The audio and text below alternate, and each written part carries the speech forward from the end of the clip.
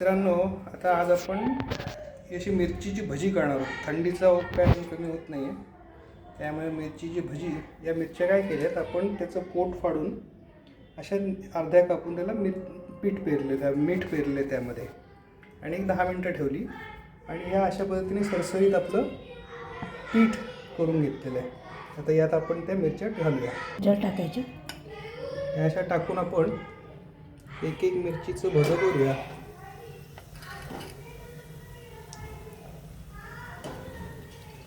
हिवाळा म्हटलं की खाड्याची कशी अशी चंगळ असली पाहिजे.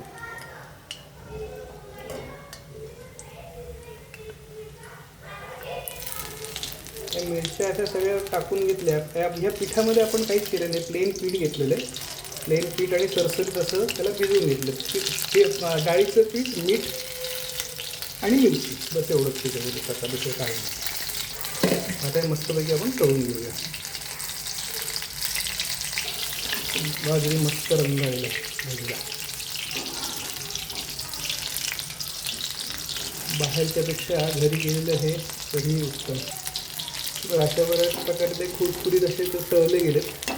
साधारण असा रंग आला की मग ते काढून घ्यायचे. ते आपण आता काढून घेऊया.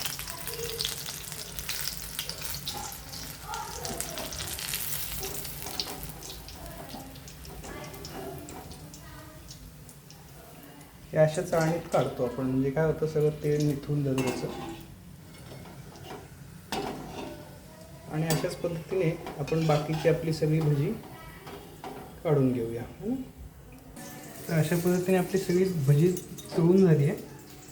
त्यापैकी आता याच्याबरोबर काय होतं की बाकीची चटणी पण चांगली लागते, पण मी इथे शेजवान सॉस घेतलेला आहे. शेजवान सॉस याच्यावर थोडासा जरा आणि त्याला एक ट्विस्ट देतो चवीला.